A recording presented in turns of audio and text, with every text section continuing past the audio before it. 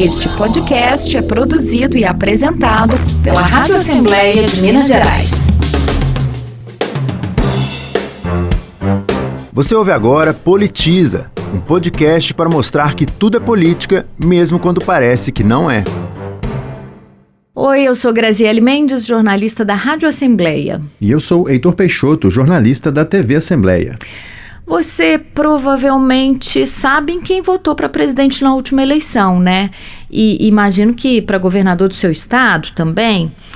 Mas você se lembra em quem votou para deputado estadual, federal e senador ou senadora? Olha, Grazi, muita gente não lembra, né? E isso é curioso porque o Poder Legislativo geralmente é muito cobrado, fica aí nos holofotes da mídia, mas nem sempre a gente monitora o próprio deputado ou o senador. Pois é, Heitor. E em 2026, o desafio na urna é muito grande, porque a gente vai ter que fazer 6 escolhas na seguinte ordem: deputado federal, depois deputado estadual, 2 opções para o Senado, governador e, por último, presidente. Só em Minas Gerais a gente tem que escolher quem vai ocupar as 77 cadeiras aqui da Assembleia Legislativa, além das 53 vagas da bancada de Minas na Câmara dos Deputados em Brasília. E é importante, né, Grazi, prestar atenção em todos esses votos, porque todos podem mudar os rumos políticos do país. E se a gente pensar nos últimos anos, o Poder Legislativo ficou cada vez mais evidente no Brasil em episódios como o impeachment, como a pandemia, também nas disputas pelo orçamento e nas grandes decisões nacionais. Verdade. E mesmo assim, Heitor, o voto para deputado, senador, costuma ser tratado como secundário pelo eleitor, né? Por isso, nesse episódio, a gente quer falar sobre o papel do legislativo no Brasil. E por que prestar atenção nesse voto nas eleições? Porque entender o parlamento é essencial para entender a própria democracia.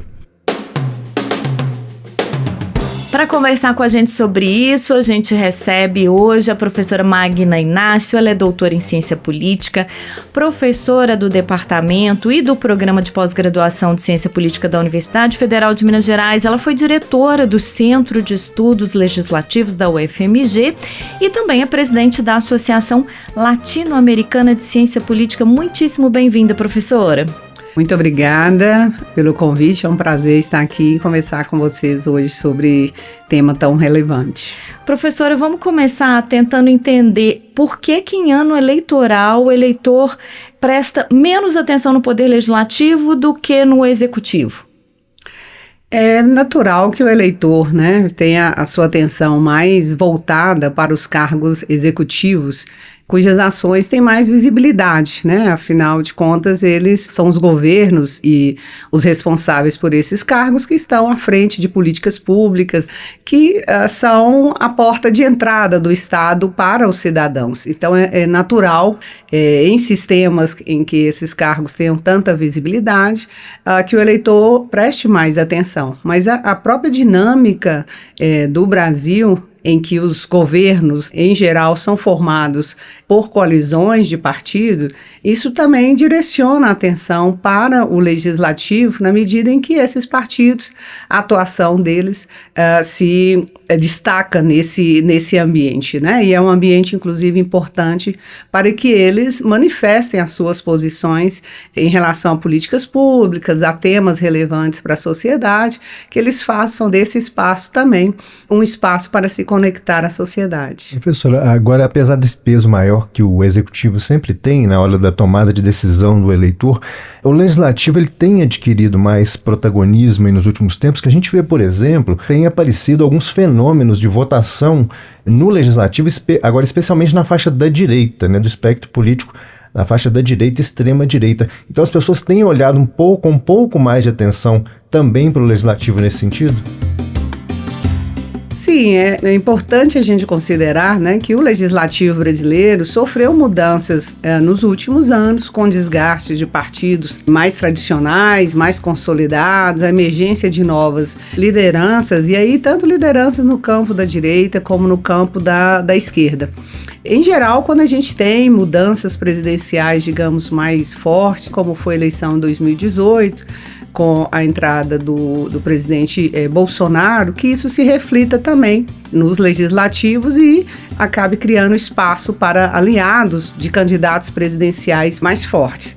A gente está vivendo um momento de acomodação desse cenário em que as lideranças que chegaram muito fortes ao legislativo e que souberam, a partir disso, construir uma carreira, realmente se conectar com o eleitor, tem mais chances de sobrevivência, de permanecer nesse espaço. E alguns vão embora daqui a pouco, né, dada a dificuldade de construir uma relação mais sólida e mais permanente com o eleitor.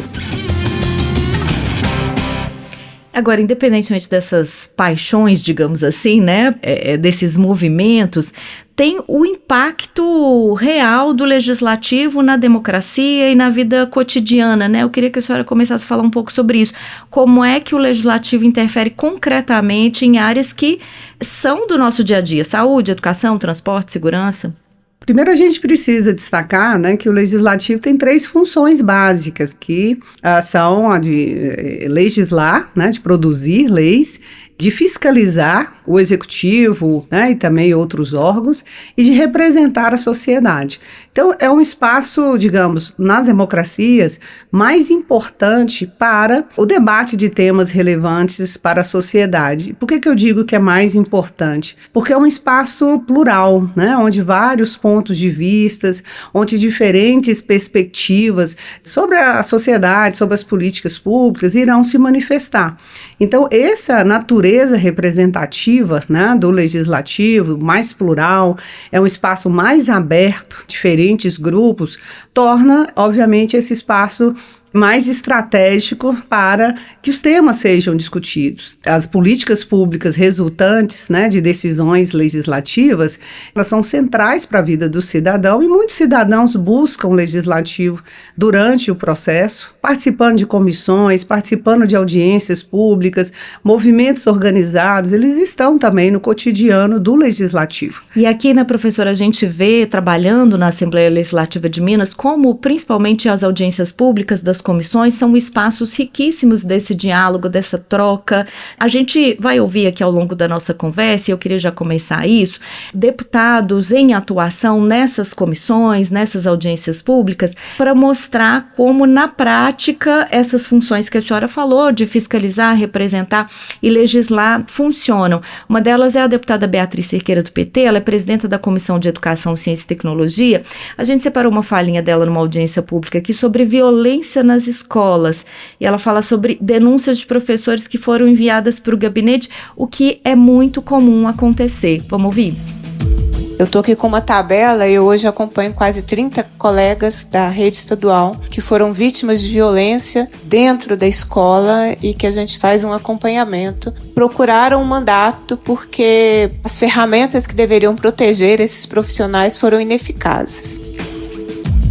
A gente vê nessa fala da deputada Beatriz exatamente a perspectiva do cidadão batendo a porta do legislativo, procurando a atuação do poder público em alguma ausência do Estado. Inclusive fica aqui o convite para as pessoas acompanharem os deputados, não só presencialmente aqui, mas também nas redes sociais, que hoje em dia eles são muito ativos nas redes, e o que a gente vê muito ali nos perfis dos deputados é que eles percorrem o Estado, vendo de perto os problemas que podem ser levados ao governo, e isso além de serem representantes de todas as regiões, né, das mais diversas origens políticas. Os deputados, por exemplo, aí a gente vê algumas falas de parlamentares dizendo que já visitaram aí até mais de 800 cidades mineiras nesse trabalho, né, de localizar onde que tem uma ausência do Estado para poder transformar aquilo em alguma ação, alguma política pública aqui dentro da Assembleia. O cidadão também precisa se apropriar, né, professora? Ele faz a escolha, faz a eleição e depois acompanhar, se apropriar desse representante nessa atuação direta, né, nessas ausências do Estado. E a gente precisa considerar, Heitor, que a Assembleia, né, Legislativa de Minas Gerais, ela foi pioneira, né, na criação de mecanismos que garantam a participação dos cidadãos em diversos momentos. Esse é um ponto importante destacar, porque é possível também mudar o legislativo. É possível fazer com que o legislativo inove no sentido de construir novos canais, construir novas possibilidades dessa participação dos cidadãos. E a Assembleia aqui foi um exemplo disso. E é importante, quando a gente fala que o papel do legislativo é de representar, né, os eleitores, essa representação, inclusive, assume a forma dessa conexão regional. E a Assembleia, uma das inovações aqui da Assembleia, foi justamente a criação das audiências regionalizadas, o que colocou, de fato, a Assembleia mais próxima desses cidadãos. Então, existem vários mecanismos, certamente a sociedade aciona e mobiliza esses mecanismos para que a sua voz seja considerada dentro do legislativo, mas é importante que também pressione, que façam, né, esse movimento para garantir que esses espaços sejam utilizados, como nesse exemplo que vocês colocaram de uma audiência pública provocada, né, demandada por um segmento da sociedade. Agora, Grazi e professora Magna, sobre essa questão da representação, a gente tem também uma fala de um outro deputado, ele falou muito bem sobre isso, o deputado Cássio Soares, que é um dos líderes da base governista aqui na Assembleia, mas falando aqui nessa participação dele, numa entrevista a uma rádio, sobre o papel do deputado estadual no seu exercício diário aqui dentro da Assembleia. Vamos ouvir? Enquanto a gente está representando a população, além do trabalho legislativo de fiscalização, de proposição de leis, nós temos também esse papel de representar uma região. Então, eu que percorro aqui a região, ouço as pessoas, eu sei voltar para Belo Horizonte e falar: governador, lá em Passos nós estamos precisando de mais policiais militares, repor policiais civis, o Corpo de Bombeiros precisa de mais viaturas, o SAMU precisa ampliar a sua capacidade de atendimento, enfim, aquilo que é importante para o povo, eu tenho que estar atento e mostrar serviço. Professora, primeiro só um parênteses, essa entrevista foi para a Rádio Alternativa de Passos, no sul de Minas, é uma rádio parceira da Rádio Assembleia, abraço pessoal lá da Rádio Alternativa. Professora, o que ele falou expressa muito bem essa necessidade da representação regional na casa, né? Porque, afinal de contas, nós somos um estado com 853 municípios e uma diversidade regional muito grande, né? A Assembleia ela tem que ser uma representação da sociedade, né? Quanto mais próxima dessa diversidade, dessa heterogeneidade, certamente a legislação e a capacidade de fiscalização da Assembleia serão maiores e melhores, né? Então, essa conexão com o eleitor, com seus problemas locais, regionais, isso é fundamental para dar dinamismo ao legislativo. Eu acho que a gente tem vivido um processo, certamente acelerado pelas redes sociais, mas um processo de que alguns temas têm chegado mais rapidamente ao legislativo, os parlamentares se sentem mais pressionados a considerarem certos temas, mas isso não se dá só por pressão das redes sociais, se dá por essa conexão que os parlamentares têm com essas regiões, né, ou municípios, onde esses problemas se manifestam. E é muito importante que seja assim, que o legislativo realmente ele esteja presente no cotidiano dos cidadãos, porque afinal de contas, né, é o espaço que deve deliberar, decidir, trazer temas que são relevantes, né, para os cidadãos e dar um retorno na forma de leis de políticas públicas. A gente tem visto essa preocupação da representação regional, inclusive nos diversos eventos que a Assembleia tem feito ao longo dos últimos tempos, né, professora? Eu lembro aqui da questão da crise climática, que foi uma discussão levada aí a todos os territórios, né, a todas as regiões de Minas, até porque o estado, como ele tem um território gigantesco, tem também realidades diferentes, problemas diferentes sobre crise climática no território. E também agora, mais recentemente, o Fórum Minas Sem Miséria, mesma coisa, né, o estado múltiplo, né, plural, com realidades distintas sobre o enfrentamento à miséria. Então é fundamental a Assembleia, os deputados estarem presentes, contemplando essas diversidades regionais que a gente tem em Minas Gerais, né? E é importante também a gente pensar que o legislativo, né, não é só uma caixa para repercutir as demandas da sociedade. Ele tem um papel também de antecipar problemas, afinal de contas é uma instituição com competência técnica, com apoio de profissionais extremamente qualificados, além dessa... Óbvio, né? A capacidade política do parlamentar é de identificar problemas.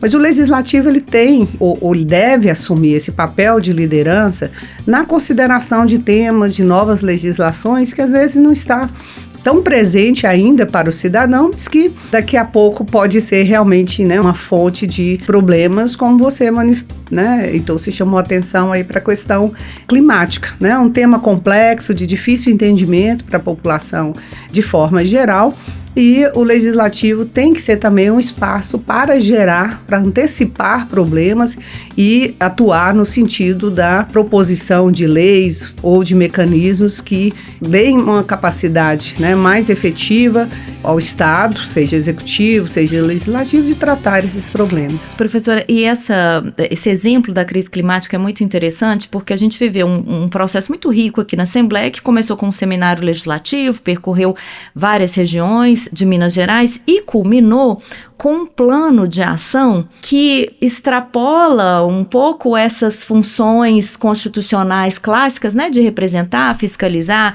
e legislar, porque partiu para uma articulação com entidades parceiras, governo, outras organizações da sociedade civil, num projeto recente agora, que é o projeto Vitrines Barraginhas. Eu convido os ouvintes a entrar no site da Assembleia e pesquisar melhor sobre isso, um projeto muito bacana que está financiando, com dinheiro de multas ambientais, construção de barraginhas no interior de Minas. Então, também mostra a capacidade de articulação do parlamento, né? Que é o legislativo, inclusive pela sua diversidade, por ter parlamentares que estão articulados, vinculados a diferentes segmentos da sociedade, a diferentes setores econômicos, tem conexão com diferentes regiões, é o espaço que melhor pode exercer esse papel de articulação, né? Obviamente, o executivo do governo do Estado tem uma série de mecanismos para fazer isso,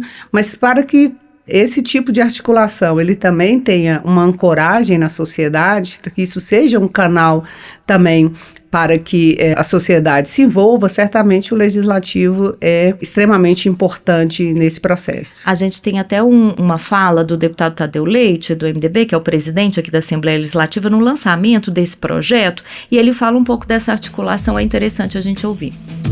A ideia nossa é que outros prefeitos, que outros produtores, que outras entidades possam entender e conhecer o projeto Barraginhas e possa replicar nas suas cidades, nos seus municípios, para que a gente consiga ampliar esse projeto como um todo. A Assembleia está, de uma certa forma, em parceria com o governo do Estado, através do PECMA, fazendo o investimento e bancando essas 3 vitrines iniciais. Os deputados e deputadas aqui, obviamente, através das suas emendas, podem fomentar e fomentarão, obviamente, este projeto também junto ao governo do Estado, mas se nós não tivermos o conhecimento técnico para que a gente saiba como que de fato faz e mostrar que é algo simples, não é um bicho de 7 cabeças, nada se resolveria.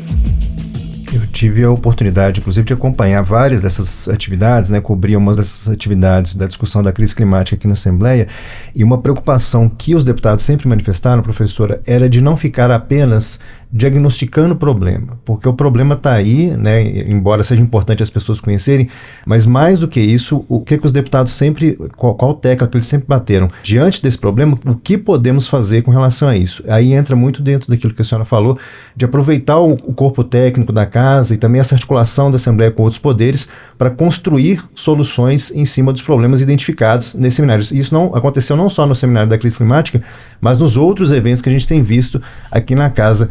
Diante disso, também a sociedade foi muito chamada para trazer ideias, que foi o que a gente viu nesse processo da crise climática. Inclusive, tivemos prêmios de inovação, né, projetos sendo inscritos aí para poderem fazer frente a essa questão da crise climática. É mais uma abertura aí, né, de enfrentamento de problema. E eu acho que esse exemplo também nos ajuda a pensar como que o legislativo ele pode ampliar, né, o espaço da sua atuação. A agenda climática é uma agenda que envolve esforços nacionais, né, internacionais. Então, é um tema que certamente o Congresso Nacional, em termos dos mecanismos para produzir legislação, terá mais espaço. Mas os estados, no âmbito do seu território, ele é responsável por construir soluções, por identificar o problema, por construir soluções, inclusive soluções que sejam mais pertinentes às características daquele estado. É um novo foco para o olhar do cidadão na sua avaliação sobre o parlamento e sobre os legisladores. Agora, uma função em que a população está muito perto do legislativo é a de fiscalizar, né, professora? A gente já falou que alguns desses instrumentos, a Assembleia tem tentado aprimorar aqui esses instrumentos de fiscalização. O mais recente agora é o Assembleia Fiscaliza, né, que é um conjunto de estratégias para intensificar essa fiscalização de políticas públicas, e é o momento em que o cidadão talvez mais possa contribuir com esse monitoramento de políticas públicas, né? Exatamente, porque o orçamento é algo bastante concreto. Óbvio que não é fácil o cidadão diretamente fazer esse acompanhamento, daí a importância da Assembleia, né, oferecer mecanismos para que o cidadão compreenda como os recursos estão sendo distribuídos, quais políticas públicas estão sendo financiadas. É interessante a gente destacar aqui que as decisões mais importantes sobre uma política pública são as decisões orçamentárias, né? Nós podemos ter uma boa legislação, uma legislação que produza ou busque uma boa política pública, mas se não houver uma decisão orçamentária assegurando, né, recursos, essa política pública não se materializa. Então, esse olhar para o orçamento e incentivar o eleitor, né, o cidadão, a prestar atenção no que está sendo priorizado, no qual o montante de recurso, né, entrar nessa disputa pelo orçamento. Exatamente. Né? Participar do processo decisório é algo que certamente gerará políticas públicas mais eficientes, mais efetivas e com maior chance de produzir os resultados que os cidadãos esperam. Desculpa, Grazi, esse é um debate que a gente vê muito aqui na Assembleia em áreas que são centrais da atuação do governo. Eu vou falar de duas delas aqui. Uma é a educação, e a gente vê a deputada Beatriz Cerqueira, que a gente já ouviu há pouco, ela mencionando muito isso, exatamente a expressão que ela usa, disputa por orçamento. Porque por mais que tenham boas ideias que possam surgir, é preciso dinheiro para implementá-las e também para resolver os problemas que aparecem lá na ponta, nas escolas, enfim, na questão da educação. Mas uma outra área também que é frequentemente lembrada sobre essa importância do orçamento é a segurança pública. Nisso a gente tem o deputado Sargento Rodrigues, a gente separou uma fala dele sobre essa questão do acompanhamento com lupa dos investimentos do governo nas forças de segurança e, evidentemente, na luta por trazer mais dinheiro, especialmente do Estado, porque tem verbas federais, tem verbas de emendas parlamentares, mas da importância do Estado assumir a sua responsabilidade e investir em orçamento na atuação da segurança pública. Vamos ouvir? Falar que investiu 10 milhões, 20 milhões, 30 milhões no ano para a Polícia Militar é a mesma coisa, não ter investido praticamente zero. É quase que é como você gastar 100 reais ou 10 reais da despesa de sua casa. De tão insignificante que é um investimento de 30, de 20 milhões na instituição Polícia Militar. Pelo tamanho da instituição, pela necessidade que tem e pelo tanto de necessidade. Assim, eu acho que é extremamente interessante essa fala, porque mostra a possibilidade de construção, né, de políticas públicas a partir de diferentes atores, né? Nós estamos no estado em que temos 3 níveis de governo, né? O governo local, prefeitura, estado e o governo federal. O sucesso das políticas públicas depende, né, da articulação entre esses 3 níveis de governo. Cabe à Assembleia exatamente possibilitar ao eleitor, ao cidadão, entender a participação de cada um desses níveis de governo, principalmente o governo do Estado. Então, como eu disse antes, Grazi e Heitor, o orçamento é de difícil entendimento para o eleitor. É importante que existam mecanismos, existam, né, legisladores que façam essa tradução dessa legislação orçamentárias em termos do que está sendo priorizado, qual está sendo o foco de atenção, o que está sendo negligenciado e como que isso afeta o cidadão no dia a dia. Aqui, professora, perdão, é só para complementar isso que a senhora está falando, aqui na Assembleia a gente tem um processo que é muito interessante, que é da discussão participativa do PPAG, né, o Plano Plurianual de Ação Governamental, que é um conjunto de metas e diretrizes para 4 anos que orientam as políticas públicas no Estado. Então, é um processo muito qualificador do conhecimento da população sobre isso, né? As pessoas podem participar, entender o orçamento, elas recebem essas orientações, palestras, para discutir o orçamento de uma forma mais qualificada, né? Essa qualificação do eleitor também é importante, né? e no momento de planejamento. Sim, né? sim. Então, o orçamento ele é um conjunto de decisões que vão desde o planejamento, um planejamento de vários anos, né? Um planejamento plurianual, até as decisões tomadas ano a ano, né? Com o orçamento para cada exercício. Então, essas peças, né? Elas precisam ser encaixadas no sentido de que o eleitor perceba as oportunidades, tanto de influenciar na definição de prioridades, né? No momento de planejamento, mas também a tradução disso em decisões a cada ano, né, na alocação desses recursos. Governos têm prioridades, eles buscam executar certas prioridades. O desafio da cidadania é que essas sejam as prioridades dos cidadãos, dos eleitores, né? E isso é um processo de construção em diferentes níveis. E aí, professora, eu queria aproveitar essa fala do deputado Sargento Rodrigues também para comentar esse perfil que é interessante a gente ver não só na Assembleia Legislativa de Minas, mas nos parlamentos de modo geral, de representantes de categorias, né? Assim como a deputada Beatriz é representante dos professores, ela foi professora, sindicalista da área, o Sargento Rodrigues é um militar e sempre representou os policiais e as forças de segurança aqui na Assembleia. E a gente vê ao longo dos anos que, independentemente da posição político-partidária dele, se ele é base do governo, mesmo ele sendo base do governo, ele defende a categoria, criticando o governo porque está primeiro do lado da categoria. É uma forma interessante também de se ver representado por categoria, né? E é uma mudança, Graziele, assim, importante do legislativo brasileiro, né? Nós estamos aí, né, com mais de 40 anos de democracia e essa representação dentro do legislativo, ela tem mudado. Basicamente, o legislativo deixou de ser um espaço de representação só de empresários, de bacharéis, e se tornou um espaço cada vez mais plural de representação de diferentes grupos. Só de homens, né? Só de homens. Então, a gente está buscando aí uma diversidade maior, mas hoje nós temos a possibilidade e a capacidade de algumas categorias, alguns setores, né, da sociedade que têm se organizado para assegurar uma representação mais efetiva e dar voz a esses segmentos. Obviamente, a perspectiva aqui é de que esse legislativo, capaz de ser permeável a essas diferentes, né, de ser um espaço que essas diferentes categorias adentrem, esse vai ser também um espaço onde as leis vão ser discutidas sob diferentes olhares. Embora ao final uma maioria irá decidir, essa maioria vai decidir a partir de um projeto, uma iniciativa que reflete diferentes posições. Agora, professora, falando em legislativo, mas levando agora para uma outra instância, a gente tem esse ano a disputa ao Senado. Os estados vão eleger 2 senadores cada um, e a gente tem visto, né, uma preocupação muito grande de alguns partidos, especialmente, sobre aumentar a presença dentro do Senado Federal.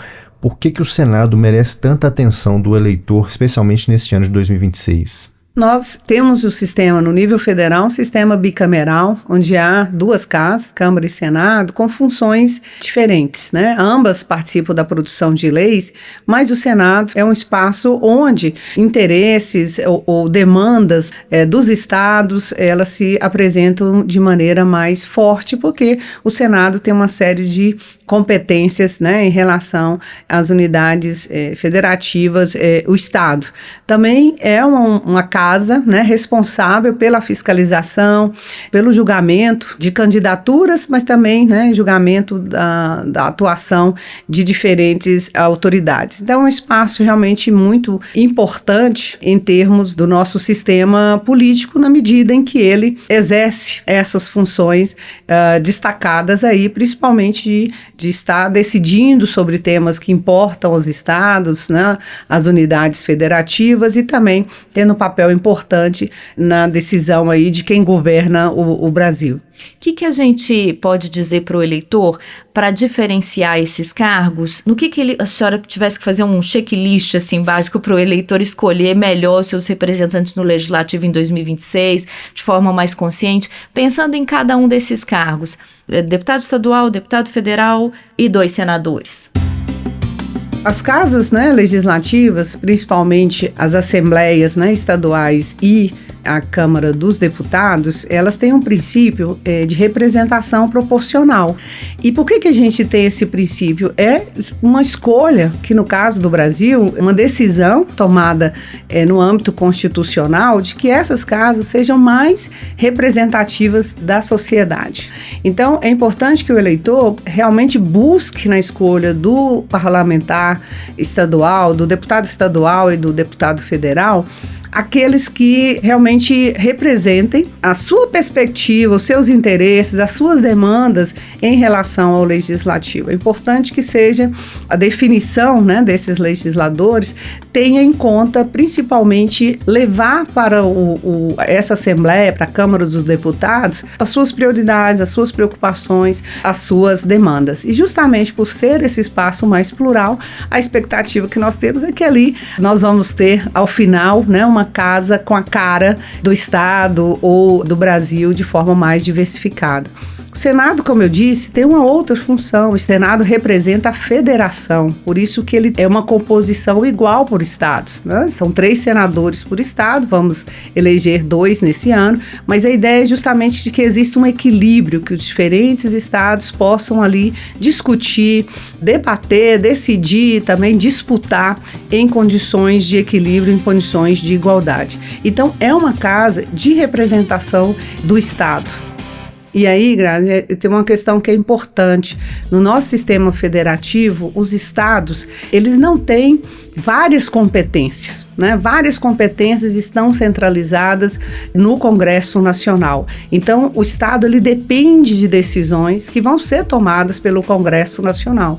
No Brasil, nós não temos senados, né, nos estados. Alguns países têm, mas nós não temos. Então, muitas demandas, por exemplo, né, a legislação sobre mineração, isso depende de decisões do Congresso Nacional, um tema que é tão importante para o estado de Minas Gerais. Então, o eleitor, é importante que ele tenha, né, consciência de que a escolha para o Senado é uma escolha que envolve os interesses do seu estado, né, os interesses da federação, e que ele busque um parlamentar, um senador capaz de preencher esses requisitos. Nós temos, inclusive, uma exigência de uma idade maior para os candidatos ao Senado, justamente na expectativa de que sejam políticos experientes, políticos que já tenham uma carreira política, né, mais consolidada, que tenham um aprendizado propiciado por ter passado por outras casas legislativas ou pelo Executivo, porque realmente o Senado deve ser uma casa para repercutir uma capacidade de legislar de forma mais ampliada. Professora, e um elemento que atravessou esses últimos anos e talvez agora esteja com força total nas eleições é a rede social, né? Como é que o eleitor deve lidar com isso?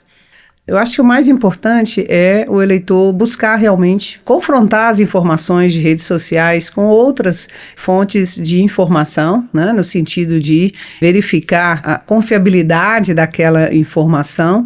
E, em geral, as pesquisas têm mostrado que os eleitores fazem isso, recorrem às rádios, TVs, mídia impressa, né? As redes sociais, obviamente, elas dão a impressão, né, de que aqui, certos temas, de que alguns candidatos, algumas pessoas têm mais visibilidade, mas isso é filtrado pelo conhecimento, pela informação que o eleitor também obtém de outras fontes. Mas o Brasil, ele tem o processo que nós vivemos no Brasil de definição de uma legislação, né, para regulação das redes sociais, a capacidade do Tribunal Eleitoral hoje de acompanhar e antecipar problemas com difusão de informações falsas, isso nos dá uma certa segurança no processo eleitoral. Mas o resultado, ele não depende só do que o Tribunal Eleitoral irá fazer, da aplicação, execução dessa legislação, mas o que cada eleitor faz no seu dia a dia. E esse papel de realmente estar buscando outras fontes de informação, isso é muito importante. Oferece, digamos, um filtro para a escolha do eleitor. Sobretudo em tempos de inteligência artificial, é preciso desconfiar da dobrado, né? Exatamente, né? A possibilidade de manipulação de imagens, né? De vozes, a produção de vídeos falsos, é uma realidade que certamente desafia a democracia, né? Na medida em que o eleitor se vê mais expostos a informações falsas, né? O que nós temos que fazer é buscar, né? Assegurar que o conjunto de instituições possam oferecer também a esse eleitor outras informações, outros elementos para sua avaliação. E nesse sentido, eu acho que é importante a gente destacar que ser uma celebridade, estar exposto nas redes sociais, isso não assegura eleição.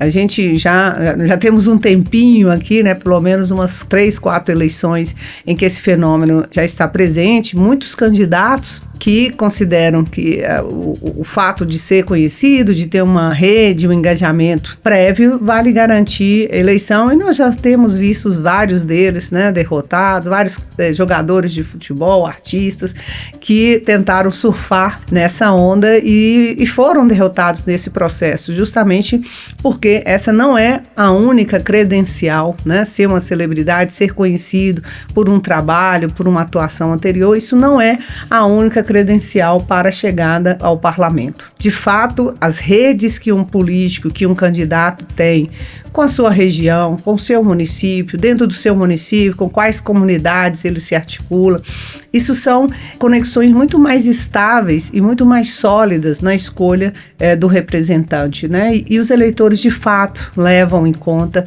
essas conexões. Eles também buscam, de alguma forma, apoiar suas decisões nesse conjunto de elementos e realmente buscar um parlamentar que fale de maneira mais direta, mais consistente com ele ou com ela.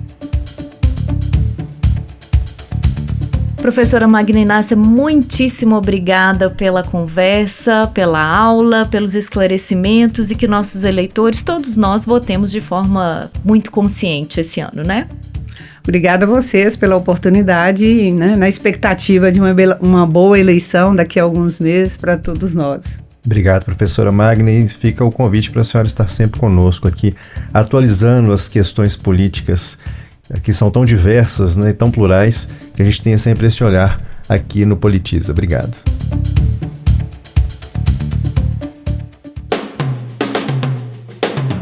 Essa edição do Politiza termina aqui. Todos os episódios estão no portal da Assembleia, lmg.gov.br, e nas principais plataformas de podcast. Eu sou Heitor Peixoto. E eu sou Graziele Mendes. A gente te espera no próximo episódio. Até lá! Este podcast é produzido e apresentado pela Rádio Assembleia de Minas Gerais.